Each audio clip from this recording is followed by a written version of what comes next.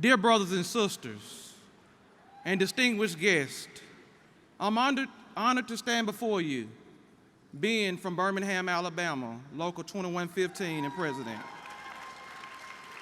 I'm an African-American male, and in the video, many of you don't know and don't realize that Nat LaCour in New Orleans, AFT in 1956, took a stand that nobody else took to integrate their locals. And Nat LaCour was the first president when the black and white teachers of New Orleans formed together. I want to thank Nat LaCour because I know I wouldn't be standing here today if it wasn't for him and the New Orleans teachers.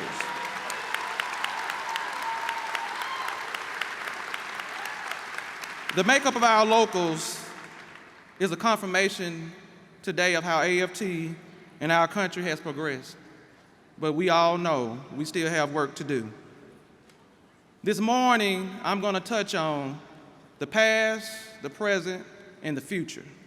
I want to start first by thanking Dr. Loretta Johnson. It was Dr. Loretta Johnson who fearlessly came to us and said we need a racial task force, in which I served on. This task force was about African-American males, and I also had an opportunity to travel to Lafayette and Denmark with Dr. Johnson on a Forum of Education Symposium on human rights. We have a tough challenge that we're faced with. I was inspired in Lafayette because that nation has only been free for 50 years, and the civil rights movement is what inspired them to become a free nation. This racial task force inspired me to also go back and do something, not talk about it. That's why I started a mentoring program for young African-American males in Birmingham. It was tough and hard because I had to tell the realities of my life to these young men. But I also went a step further. I used First Books and National AFT resources to bring black authors, black books to the black males so they could see positive role models in their books, not just reading any books.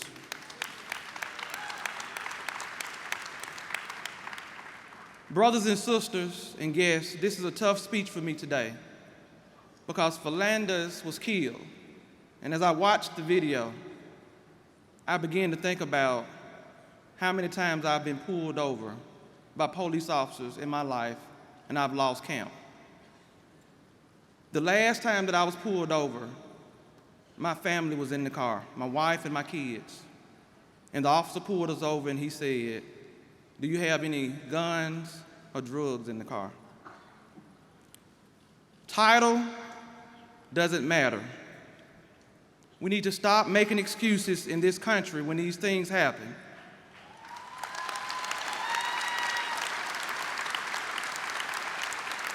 During the past 30 days in this country, if my story didn't touch you, look at what's happened.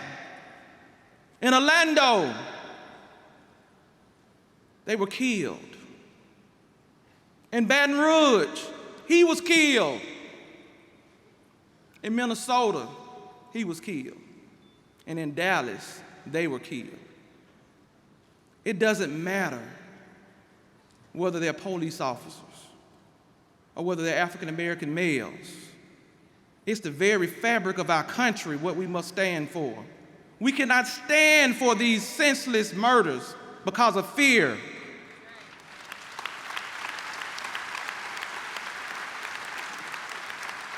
It is fear that divides us. And we must have hope and faith, and we must not just sit back and not fight.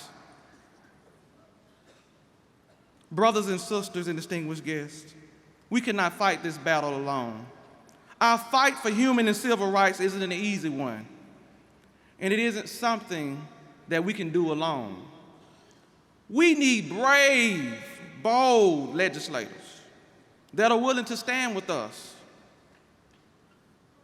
We cannot continue just to elect people just to elect them. We have a good friend of mine, because I follow him on a podcast on SoundCloud. And he just happens to be from Minnesota, and he's a Congressman, Representative Keith Ellison. Representative Ellison has stood and worked on the principles of generosity and inclusion for working families, promoting peace, pursuing environmental sustainability, and advancing civil and human rights. He's also blazed a trail, being the first elected Muslim member of Congress. Just a couple of weeks ago, we as a nation got a chance to see his courage as a Muslim, as an American, following the horrific shooting in Orlando. Representative Ellison and his colleagues, they staged sit-ins about the gun laws in this country.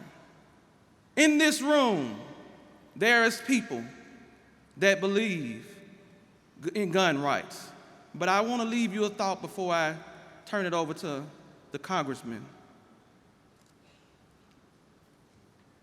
In our country, there are states where assault rifles cannot be used to hunt. That is the law. So I leave with you the question, why, if it's against the law to use it on animals, why are we letting the other side divide us in shooting of human beings?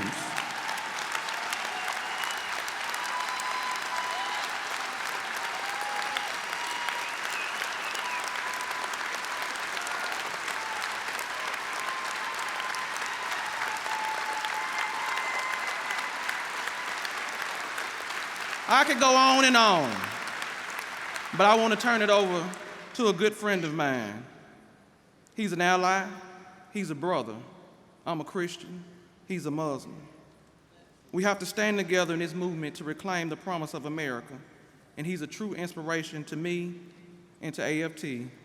I welcome Representative Keith Ellison.